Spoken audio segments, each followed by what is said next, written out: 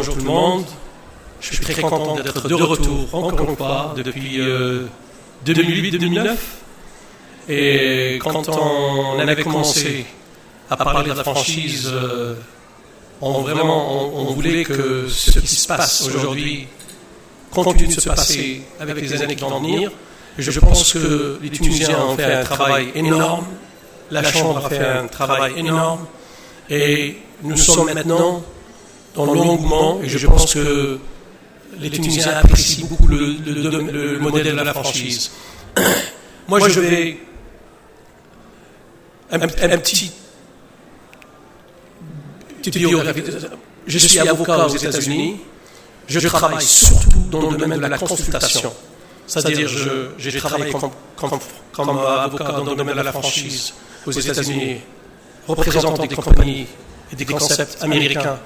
Par la suite, j'ai créé une FCG, qui est une compagnie de consulting qui représente les compagnies américaines qui ont fait leur preuve aux États-Unis et qui veulent faire l'expansion de leur enseigne un peu partout dans le monde. Donc c'est vraiment, on fait des business plans pour ces compagnies. Mais pour ce qui est de la Tunisie, ça fait 7-8 ans qu'on vient ici, on fait 2-3 séminaires par an pour les Tunisiens, pour aider le gouvernement à travailler sur la franchise, à améliorer leur vision sur la franchise, travailler avec les franchiseurs tunisiens, il y a des franchiseurs tunisiens, et surtout avec les franchisés tunisiens ou les franchisés potentiels tunisiens.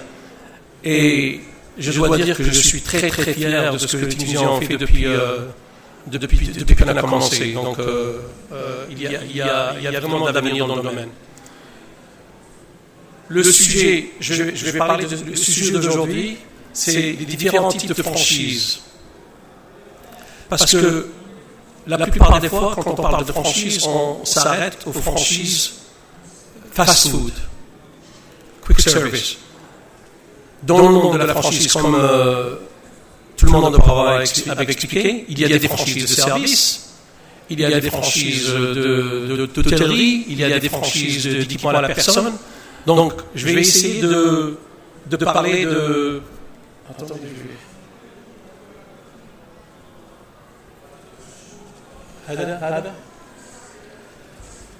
OK.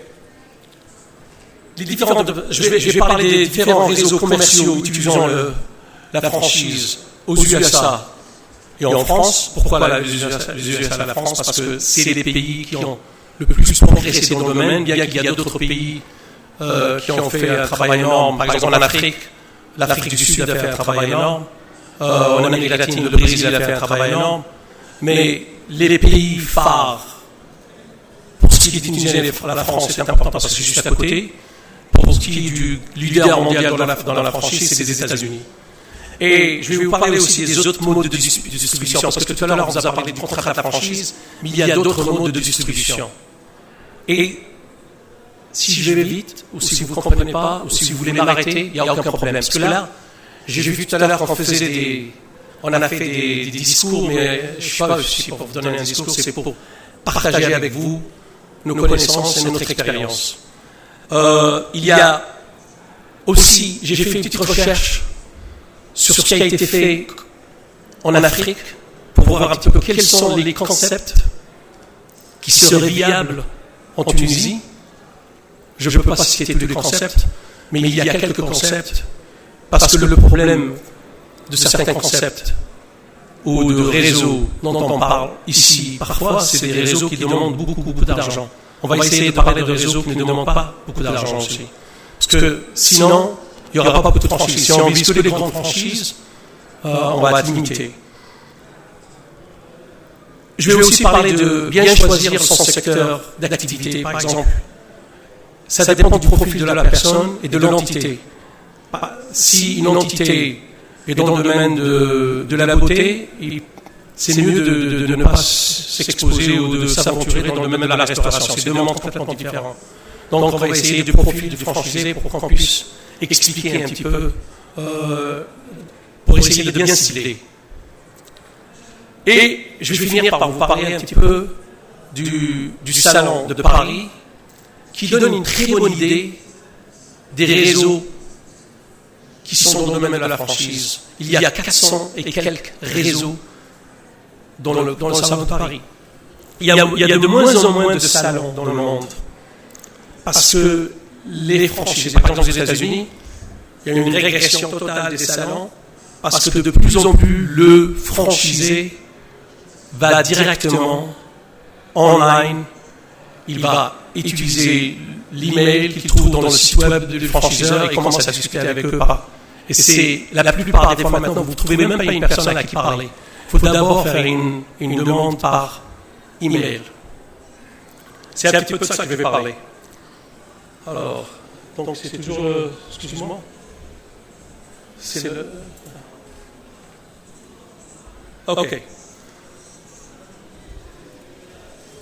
Là, c'est un tableau des réseaux commerciaux utilisant la franchise en 2009 en France. Et vous voyez un petit peu la répartition par secteur. Ça va des équipements de la personne, ça va au service, bâtiment, nettoyage. Et vous avez aussi le nombre de réseaux, pour vous donner une idée des nombres de réseaux. Vous avez le nombre de magasins franchisés par réseau, pourcentage total des réseaux et nombre de magasins franchisés. Donc ça vous donne un petit peu, ça c'est ce qui se passe en France à l'heure actuelle. Regardez aussi le tableau que je fais ici de la distribution d'emplois aux USA, pour vous donner aussi une idée où, dans la restauration, toujours dans le domaine de la franchise, dans la restauration et l'hôtellerie, on a 65% des emplois dans le domaine. Suivi par les services, 29%, suivi par l'immobilier et l'automobile, à 6%. Donc vous avez au moins une idée des emplois où ils se trouvent, et ça aussi, ça reflète un petit peu l'activité de la franchise. Et vous voyez aussi un tableau que je fais de la franchise aux États-Unis par secteur. Et ça, c'est... Aux États-Unis, quand vous sortez de chez vous, vous êtes bombardé par les enseignes. En fin de compte, on dirait que tout est franchisé. La raison est très simple. L'Américain est un consommateur qui n'a pas de temps.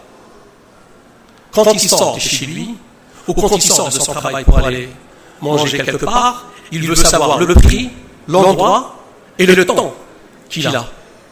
Donc, s'il va manger chez Subway, il sait combien ça coûte, combien de temps ça va lui prendre, et combien de temps qu'il a pour aller chercher ce sandwich. La même chose dans tous les concepts. Concept de coiffure. Dans tous les concepts, le consommateur doit être renseigné dès le départ. Et il s'attend, il y a une attente énorme. Quand j'habite aux États-Unis depuis 30 ans, et quand je sors des États-Unis, on dit par exemple en Suisse, vous savez que vous êtes extérieur de la Suisse, quand l'environnement commence à se dégrader. Moi, vous savez comment je sais que je suis à l'extérieur des États-Unis? C'est quand le service commence à se dégrader. On a un service impitoyable aux États-Unis. C'est-à-dire, même un enfant qui n'a jamais travaillé de sa vie, il va travailler dans un job de McDonald's, il a été consommateur lui-même. Il a une culture de service immense. Et ça, c'est un travail dans le domaine de la franchise qui n'a pas encore été... On peut transférer tous les savoirs qu'on a, sauf la culture. La culture, elle est très difficile. La culture du service est très difficile à transférer. C'est pour ça que parfois, quand vous allez dans le même concept, dans le monde entier, de pays en pays, vous n'aurez pas le même service. Ça reflète quoi? Ça reflète la culture du pays. Par exemple, moi, je suis d'origine algérienne. C'est le seul pays où je suis allé, par exemple, j'ai pris un taxi, et je voulais lui donner un pourboire, et le gars me dit, là, donc, ne me donne pas ça, c'est pas à moi. Donnez-moi le prix le prix que je vous demande, mais je ne veux pas de service. Ne me donnez pas de pourboire. Ça, c'est la culture. Et aux États-Unis, le service, c'est une culture. Enfin, je fais plus de... Le secteur vous donne une idée la franchise aux États-Unis, c'est un engin formidable d'emploi, de création. Par exemple, j'habite la ville d'Atlanta. Nous avons le plus grand nombre de franchises créées dans la ville d'Atlanta. Donc, je suis vraiment choyé. Il y en a une petite compagnie qui s'appelle Coca-Cola. C'est un grand distributeur. Les gens ne savent pas, mais Coca-Cola, c'est une franchise de distribution. Donc, nous avons une association qui se rencontre des dirigeants de franchises de 100 personnes qui se rencontrent une fois par mois pour faire du brainstorming. Il y a des gens qui ont 70 ans qui viennent pour apprendre, parce qu'il y a des gens, il y a des choses qui se passent. C'est très innovant comme domaine. Donc on en apprend tous les jours. Et aux États-Unis, les gens n'ont jamais rien compris. C'est-à-dire, on est devenus tellement des spécialistes que les gens viennent apprendre, même s'ils ont de l'expérience dans un certain domaine, ils veulent parfaire leur connaissance. Tout le temps. Bon. Tout à l'heure, on avait parlé de contrat de franchise. Tout le monde vous en parle de contrat de franchise. Mais il y a... Le contrat de franchise, c'est un domaine de distribution, c'est un modèle de distribution. Mais il y a d'autres modèles.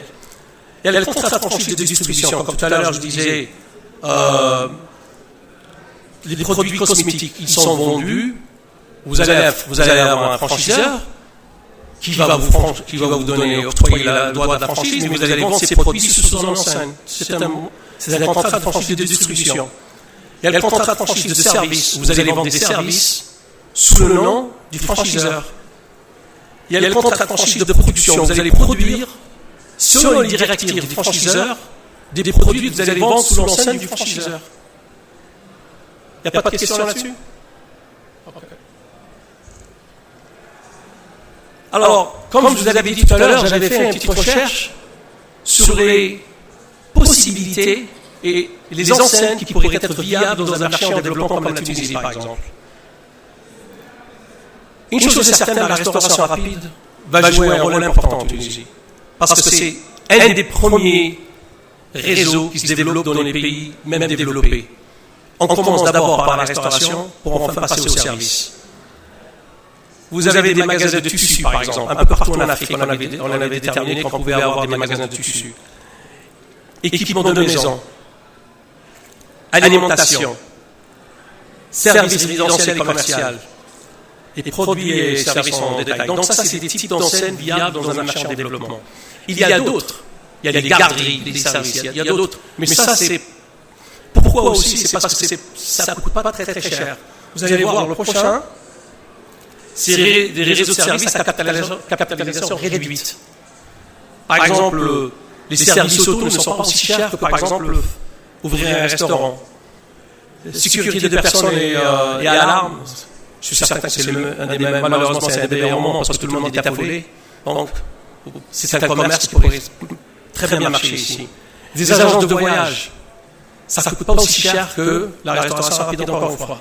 Livraison et taxi, bricolage et construction. Les agences de recrutement de gens à temps partiel, donc de personnel à temps partiel. Ça aussi, ça pourrait être intéressant. Service à la personne au port. Quand on parle de franchise, la franchise n'est pas faite pour tout le monde. Il y a des gens qui ne devraient jamais penser à la franchise. C'est pour ça que j'ai dessiné ces trois profils d'entrepreneurs. L'entrepreneur classique, c'est l'entrepreneur qui veut créer son propre concept, son propre magasin. C'est des gens qui ne sauront jamais suivre des règles établies par le franchiseur. Donc, un franchiseur, un entrepreneur, par exemple, comment je reconnais un entrepreneur classique? Je les vois de loin. La première des choses, parce que je représente beaucoup de franchiseurs américains, donc j'ai l'occasion de rencontrer plein je sélectionne en fin de compte le profil du franchiseur, du franchisé potentiel. Alors le classique, c'est celui qui commence d'abord par dire qu'est-ce que je peux changer et les choses que je vais changer dans le concept, parce qu'il y a, vous avez fait ça, mais il y a des choses qui ne marchent pas. Donc il veut tout de suite changer le concept avant d'avoir même étudié. Le problème avec la franchise, c'est que dans une franchise rodée, On n'a pas besoin de l'entrepreneur classique qui vient changer les choses. On ne change les choses qu'avec l'approbation du franchiseur. Parce qu'il se peut que les choses que vous voulez changer aient été déjà expérimentées et établies par le franchiseur. Donc, en fait, quand vous allez voir la raison pour laquelle vous voulez devenir franchisé, c'est parce que vous respectez l'enseigne qui a déjà été établie, le réseau qui est déjà établi, les systèmes qui ont déjà été établis et les modes opératoires qui sont déjà établis. Donc, c'est pas pour changer. Le franchiseur, par contre, le franchiseur, c'est un autre sorte d'entrepreneur. C'est un entrepreneur dont la vision est de créer un concept, de le développer au réseau et d'en faire une marque connue mondialement ou nationalement. Je dirais, moi je parle mondialement parce que mon travail, je regarde toujours l'aspect mondial parce que hier je lisais un article sur les noms qu'il ne faut pas donner au réseau. Parce que les gens, quand ils commencent un réseau ou quand ils commencent à créer une marque, ils ne pensent qu'à l'immédiat, c'est-à-dire c'est une marque. Heureusement, par exemple, prenons l'exemple de Masmoudi. Il aurait pu, heureusement que Masmoudi, ça se dit bien. C'est pas difficile mondialement. Mais il se peut que Masmoudi veuille dire en chinois quelque chose de très méchant. Donc il faut faire une analyse linguistique pour définir si vraiment Masmoudi ne peut pas insulter une autre culture, par exemple. Donc quand on crée sa propre culture, j'ai vu hier, je pourrais même pas dire les mots que j'ai vus hier, il était 10 heures, j'avais m'endormi, je disais justement sur les problèmes linguistiques qu'avaient les marques qui ne pouvaient pas s'exporter à l'international à cause du fait qu'ils avaient créé des mauvais noms. Et enfin, le franchiseur donc crée est un entrepreneur qui crée pour le long terme, pour essayer d'établir son enseigne à l'échelle nationale et internationale. Le franchisé, c'est aussi un entrepreneur, mais c'est un entrepreneur différent. Il est différent du franchiseur parce qu'il ne veut pas passer tout son temps à créer un concept et un réseau, parce que ça prend beaucoup de temps et ça prend beaucoup d'argent. Donc il ne veut pas devenir franchiseur. Il n'est pas l'entrepreneur classique parce qu'il veut suivre un concept qui a déjà été rodé. Donc il est l'intrapreneur, c'est-à-dire c'est l'entrepreneur qui suit une structure donnée et qui est prêt à suivre les directives données par un franchiseur, par quelqu'un d'autre. Et donc, en fin de compte, c'est un profil psychologique. Moi, personnellement, quand les gens se présentent, c'est par les questions qu'on me pose que je connais les failles ou le profil du franchiseur. Parce que le franchiseur reçoit des milliers de demandes. Et ils ont des questions très précises dans leur site web. Il y a plein de questions pièges. Et quand on répond à ces questions-là, en fin de compte, c'est pour faire un screening. C'est pour faire un triage, pour éviter de parler aux franchisés qui n'ont pas d'expérience ou qui ne pourront pas, qui n'ont pas le capital, par exemple. Il y a toujours une question relative au capital, parce que c'est là qu'on... Parce que 90% échouent au niveau capital. Parce que, par exemple, je veux monter votre hôtel, mais j'ai 10 000 $. 10 000 $, vous ne pouvez pas monter un hôtel. Soyons sérieux. Donc, on se fait éliminer. Donc, le franchisé, comme je disais, c'est un entrepreneur. C'est un entrepreneur qui travaille dans une structure bien définie. Et ça, c'est les traits qu'on trouve chez les principales motivations pour devenir franchisé. Qu'est-ce qui motive vraiment le franchiseur ou le franchisé qui veut devenir franchisé? Quelles sont les choses?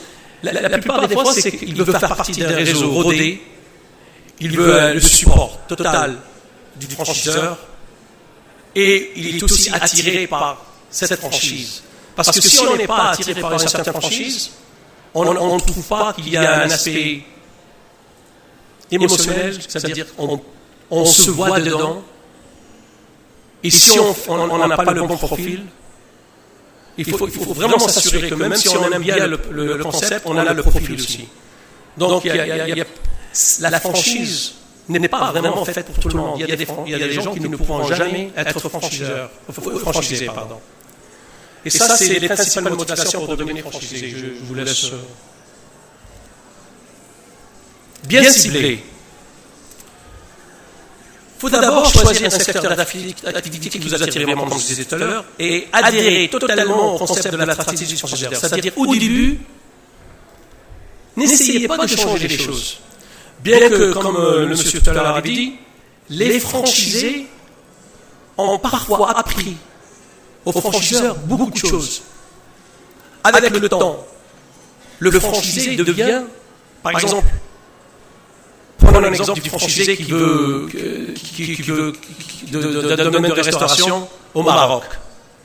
Ben, le Marocain va dire, moi je vais essayer de cibler un petit peu certains plats à mes consommateurs. Ben, il invente la halala. Ben, il va dire au franchiseur, pour chinois, la halala marche très très bien. Ben, le franchiseur va dire, écoutez, on va tester. Il va le tester, et ça peut même devenir régional, ça peut même devenir international à partir de ce point de vente qui était à Casablanca. La même chose avec Starbucks. Il y a plein de produits qui ont été créés par des ménagères, par exemple le lait, le frappuccino. Le frappuccino, c'est le café glacé, sucré. Ça a été créé par un ménagère qui faisait tellement chaud à San Francisco, je pense, à Los Angeles, que ses clients lui demandaient du café glacé. Il a commencé à concocter, à faire un... Il a créé ça et c'est devenu maintenant, ça se vend partout au monde. Donc, on ne peut pas changer les choses au début, mais avec le temps, on peut. Mais avec l'approbation du franchiseur. Au début, il faut adhérer totalement. Et aussi, il faut avoir des arguments, comme je disais tout à l'heure, pour vraiment dire aux franchiseurs et confirmer aux franchiseurs que vous savez que vous avez vraiment un engouement pour l'enseigne, il faut savoir le convaincre. Et vous allez trouver ça bizarre, mais quand vous parlez à un franchiseur, le rapport qu'il a avec son enseigne, c'est comme un enfant. Est-ce que vous allez mettre entre les mains votre enfant dans n'importe quelle garderie, ou gardien, ou personne? Vous allez vous assurer que cette personne-là a les moyens, elle a la capacité et pourrait psychologiquement aussi non seulement s'occuper de l'enfant, mais le voir grandir. Donc c'est tout. Et donc, une des choses que vous pouvez dire au franchiseur, la première des choses que vous pouvez dire au franchiseur, que je recommande quand vous êtes intéressé par une franchise, c'est votre franchise, j'y pense tout le temps, c'est la chose qui m'a...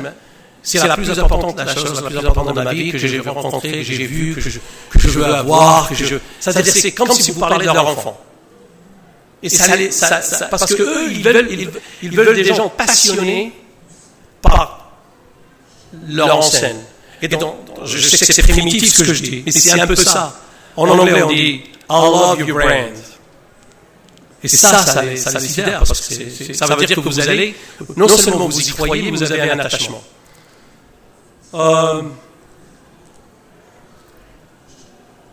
Les banques, bien sûr, je ne sais pas si encore, on a essayé de faire un travail avec des banquiers ici en Tunisie. Je pense avoir donné un jour un séminaire de 4 heures un petit peu pour parler aux banquiers pourquoi il faut financer les franchises, et ça a aidé énormément les franchiseurs et les franchisés en Tunisie à démarrer. Et on avait présenté le dossier comme quoi que si vous aidez les franchiseurs et les franchisés dans un concept de franchise qui a fait ses preuves, vous allez avoir moins de pertes que si vous financez un concept d'entrepreneur classique qui n'a jamais fait ses preuves. Donc, je ne sais pas si ça marche encore en Tunisie ou si on a encore accès aux banques pour le domaine, mais ça pourrait être très intéressant.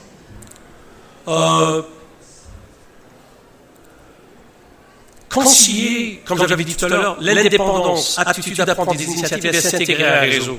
C'est-à-dire que vous pouvez toujours créer un concept, c'est-à-dire que vous pouvez créer toujours un produit ou ajouter un produit ou un service à l'enseigne avec le respect et l'approbation du franchiseur. Et bien sûr, ça, le dernier cas, ça arrive surtout aux États-Unis.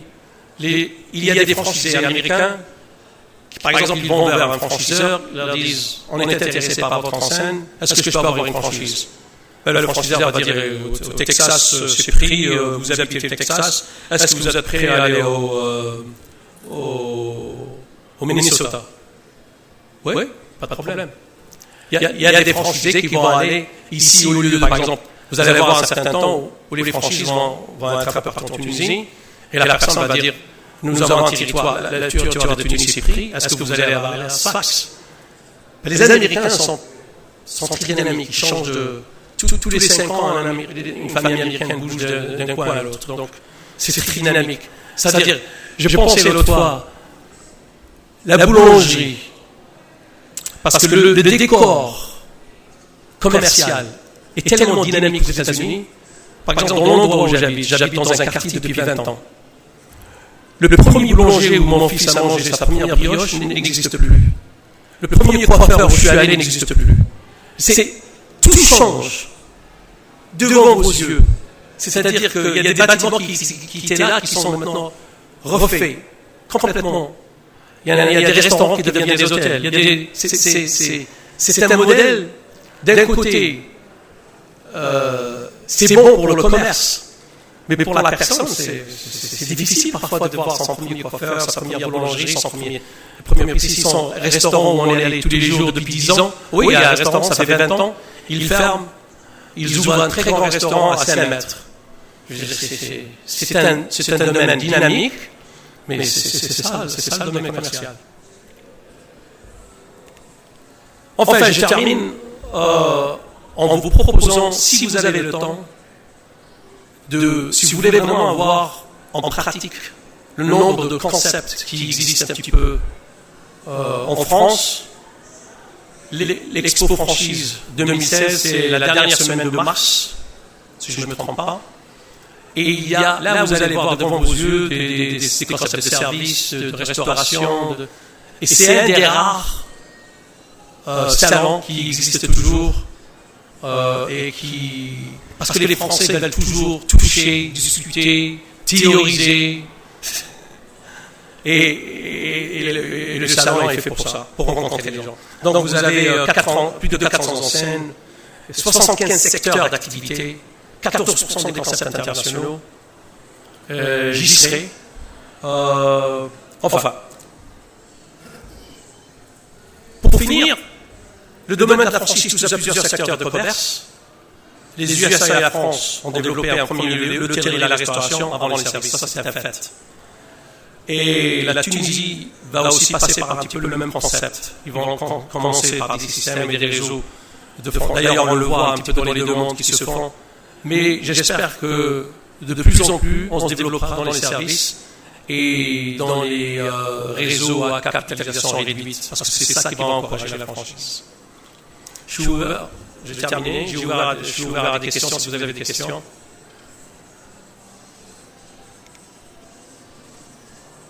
Oui.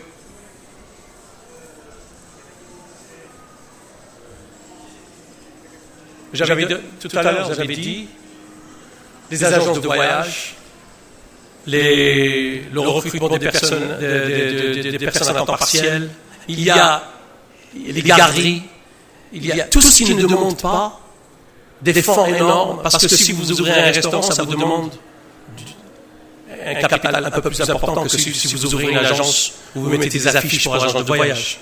Ça, c'est un exemple. OK. Donc, allez-y. Oui, monsieur. Le micro. Non.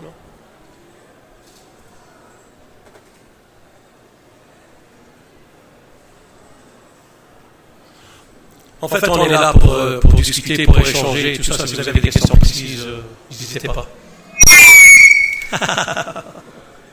Pas ce genre de questions. Excusez-moi. Pour les franchises de distribution et de production, quelles sont les franchises les plus développées dans le monde?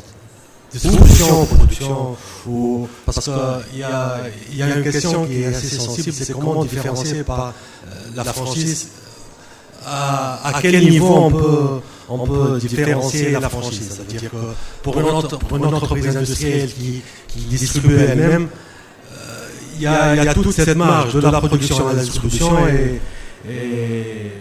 oui, c'est plus facile pour s'introduire, c'est plus facile de commencer par une marge assez minime pour après peut-être par exemple se développer sur la production. Oui, mais ça, il faut toujours, c'est pour ça que quand vous entrez dans ce domaine-là, il faut toujours faire un business plan.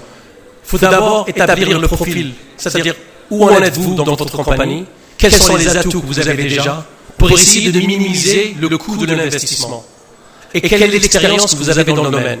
Et à partir de ce moment-là, vous choisissez un domaine de production qui va minimiser les coûts et vous allez faire un business plan reflétant les données que vous avez déjà. Et après ça, aller vers la franchise qui vous intéresse.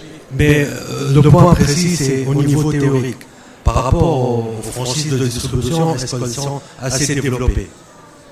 Le niveau théorique, qu'est-ce que vous voulez dire par le niveau théorique? C'est-à-dire, réellement, les franchises les plus développées, c'est des franchises de distribution ou des franchises de production ou mixtes? Les deux. La plupart des fois, quand vous avez, par exemple, vous avez tout ce qui est franchise de production, vous allez fabriquer des produits selon les directives du franchiseur. Et il y a des centaines et des centaines de franchises de production. Donc, sans connaître votre profil, sans faire un business plan, on ne peut pas vraiment vous conseiller. En fait, c'est là qu'entre la théorie. Oui.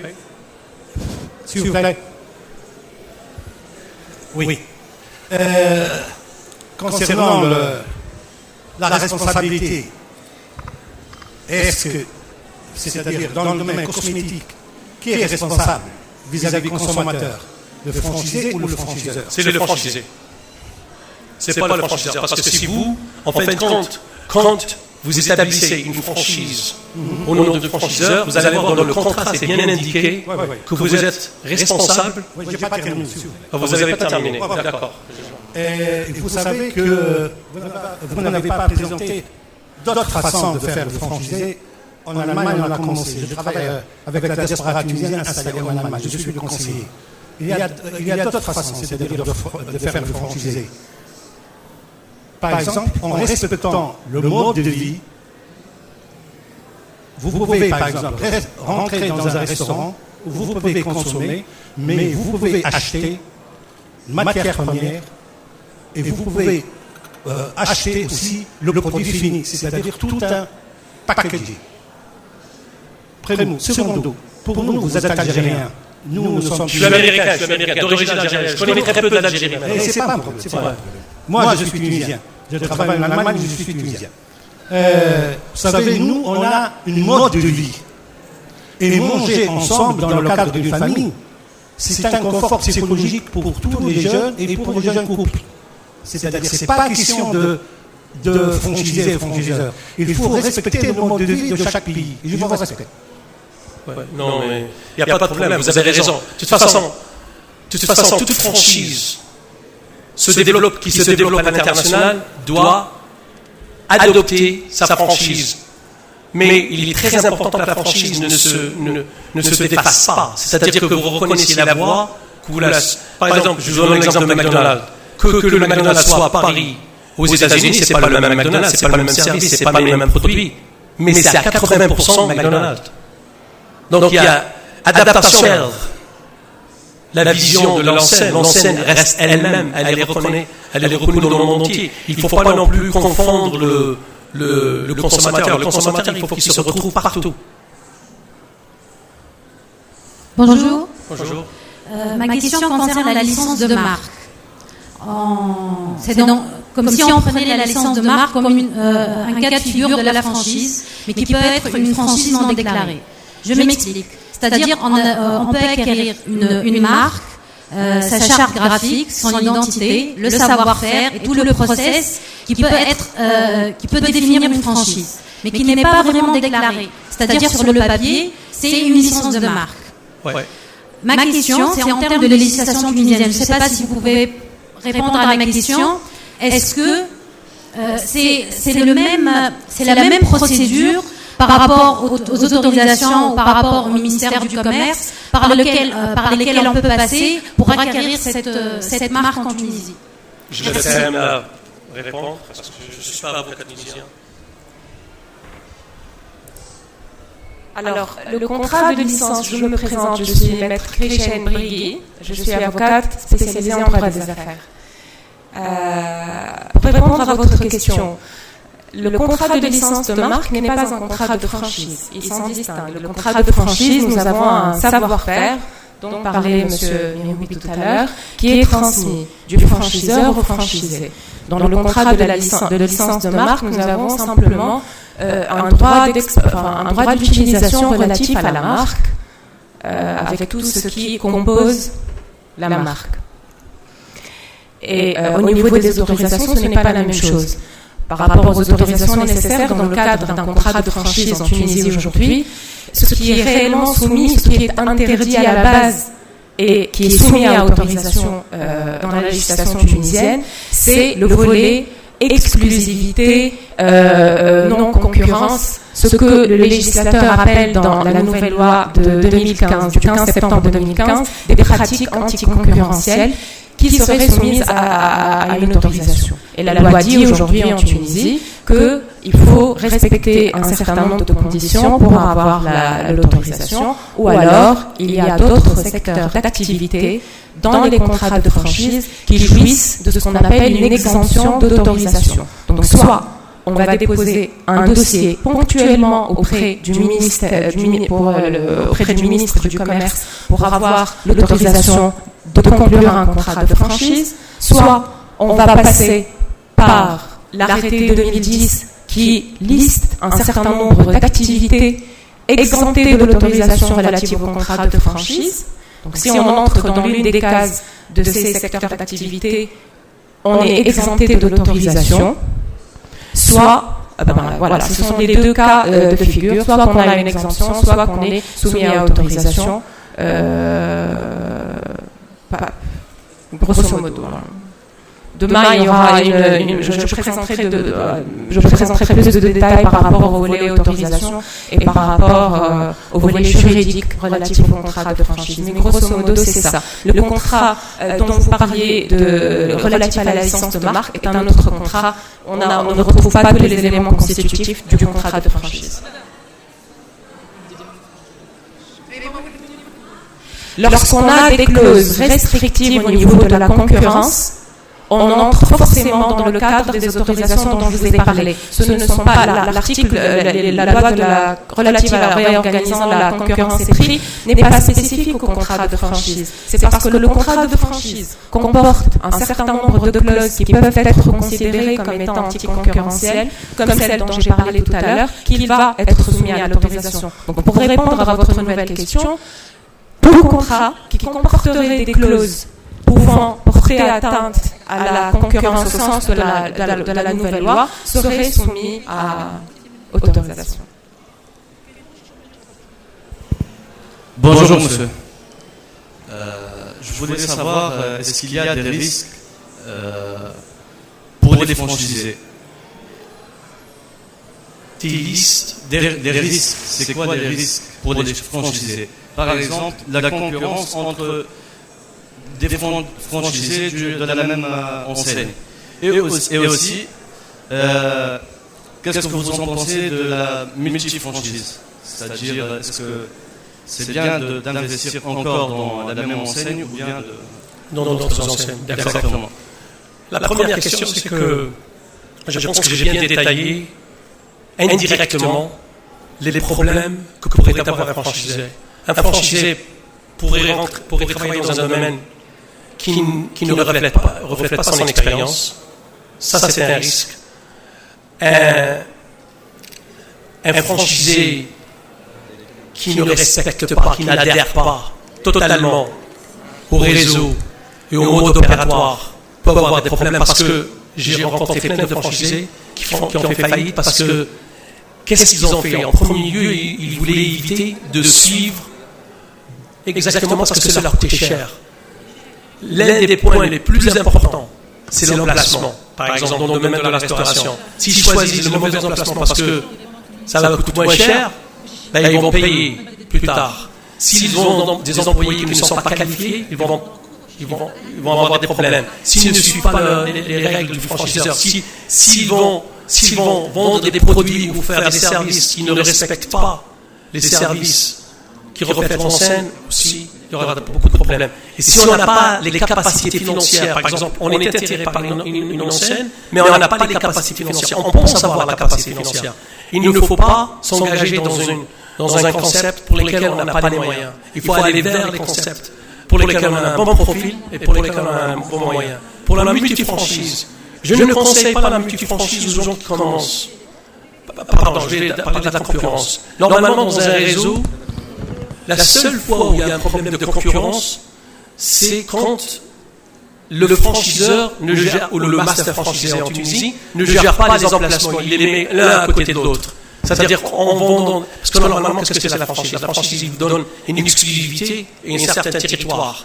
S'il met deux franchisés dans le même territoire et ils n'ont pas les moyens de vraiment réussir dans le même endroit, ça peut jouer un tout. Aux États-Unis, c'est interdit de faire ça. On ne peut pas le faire. Il faut éviter ce qu'on appelle l'encroachment. On ne peut pas avoir trois franchisés dans un territoire réduit. Autre chose pour la concurrence. La concurrence, normalement, n'est pas... il y a des franchiseurs qui donnent les chiffres de certains de leurs franchisés pour leur dire voilà les franchisés, les 10%, les 20% qui ont réussi. Il faut suivre, il faut aller les voir, il faut les rencontrer pour voir qu'est-ce qu'ils font, quelle est la méthode qu'ils ont suivie pour que ça marche. Donc ça peut être... Il n'y a pas de concurrence normalement entre les franchisés. C'est comme des membres de la même famille. Donc c'est la même chose. Pour ce qui est de la deuxième question, c'est mieux d'avoir d'expérience dans un concept avant de bouger à un autre. Il faut être rodé dans un domaine, bien comprendre le concept que vous avez. Parce qu'aux États-Unis, il y a ce qu'on appelle multi-franchises. Ils ont 5 ou 6 enseignes. Mais c'est très complexe. À moins que vous ayez 10 unités dans chaque, ça ne vaut pas le coup. Moi, je dirais qu'il faut commencer par un concept, être bien rodé dans le domaine, avant de passer à un autre. Je vais laisser la place à mes confrères. Je vous remercie pour votre attention.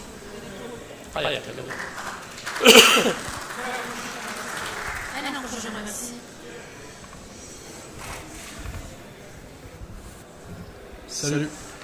J'ai une petite question. Après d'avoir été franchisé, est-ce que j'ai le droit de vendre mon fonds de commerce? Après des de contrat ou même durant le contrat? Il y a une chose qui est très importante. Une fois que vous devenez franchisé, pour ce qui est du savoir, ça appartient au franchisé et où vous avez la licence, où vous avez le droit d'utiliser la marque et le savoir. Mais vous n'avez pas le droit de transférer ou d'utiliser le savoir de façon autonome. C'est-à-dire que si la question que vous me posez, est-ce que vous pouvez sortir de la franchise et continuer à utiliser le savoir, la plupart des fois, vous avez des contraintes dans le contrat qui vous empêchent de le faire.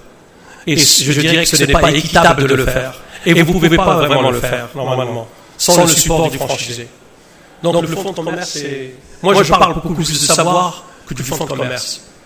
Okay? Et le monsieur tout à l'heure, quand je disais algérien, je suis américain en tant que expert en franchise. Mais j'ai la nationalité algérienne quand il s'agit d'où on vient. Je viens d'Algérie. Mais ça fait 40 ans que j'opère aux États-Unis, donc je ne peux pas être expert. En Algérie, on n'a pas encore établi la franchise, donc on essaye. Merci.